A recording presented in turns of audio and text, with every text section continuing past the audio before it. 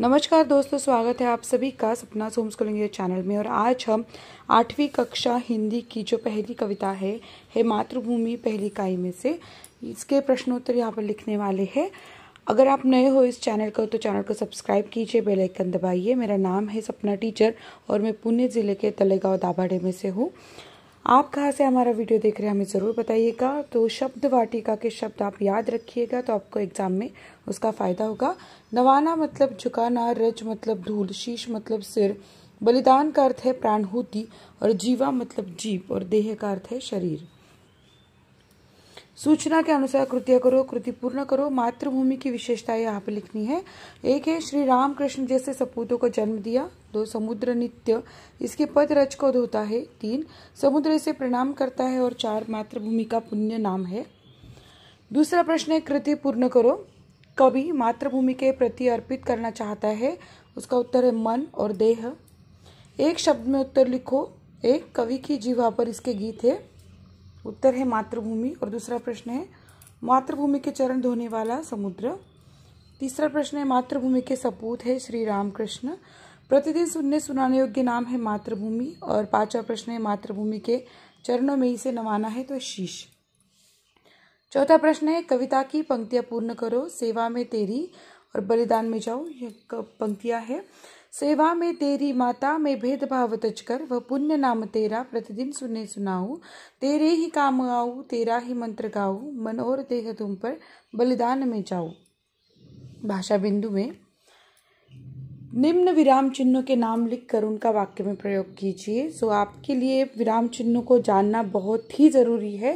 पहला विराम चिन्ह है पूर्ण विराम। एक राजा था, इस तरीके से हमें पूर्ण विराम दंडक देकर लिखना है। अर्ध विराम जब मेरे पास रुपए होंगे, अर्ध विराम तब मैं आपकी सहायता करूंगा, पूर्ण विराम लिखना है बाद में वाक्य पूरा होते ही।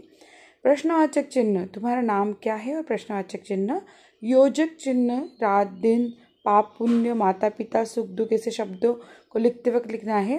विस्मयादि बोधक चिन्ह जब हमें विस्मय होता है, जैसे कि अरे, विस्मयादि बोधक चिन्ह पीछे हो जाओ, गिर जाओगे।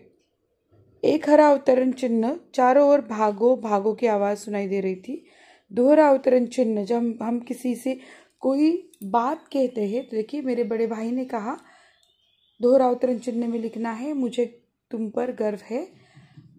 निर्देशक चिन्ह है सोहन बोला मैं अभी आया। उपयोजित लेखन में निम्नलिखित शब्दों के आधार पर कहानी लेखन कीजिए तथा उसकी शीर्षक देकर मिलने वाली सीख भी लिखिए। तो हम एग्जाम में ऐसे प्रश्न तो हमेशा ही आते हैं, तो इसके लिए अच्छे से देख लीजिए और अपने किताबों में भी लिख लीजिए। ग्रंथालय स्वप्न पहली कांच। तो कथा है, राजेश नाम का गरीब लड़का था, वह अनाथ था, वह पढ़ना चाहता था पर पैसे न होने के कारण वह पढ़ नहीं सकता था।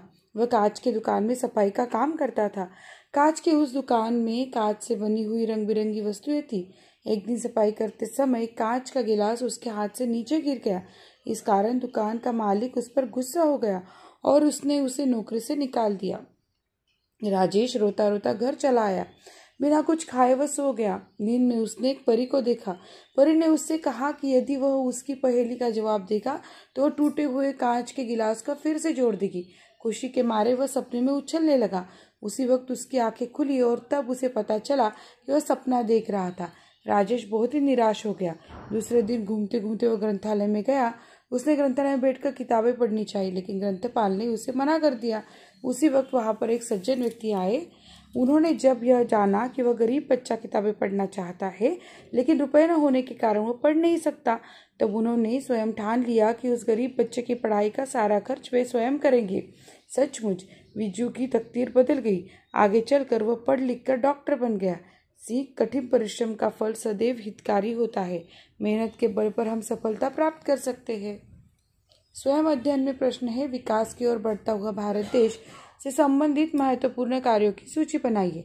महत्वपूर्ण कार्य है ग्रामीण विकास, गांवों में बिजली तथा सड़कों का निर्माण, शिक्षा के क्षेत्र में प्रगति, अनिवार्य शिक्षा, विज्ञान व तकनीकी में विकास, अर्थव्यवस्था में सुधार, रोजगार में वृद्धि। धन्यवाद दोस्तों। अगर यह वीडियो आपको अच्छा लगता है तो चैनल को ज़रूर सब्सक्राइब कीजिए, बेल आइकन दबाइए और मिलते हैं अगले वीडियो में।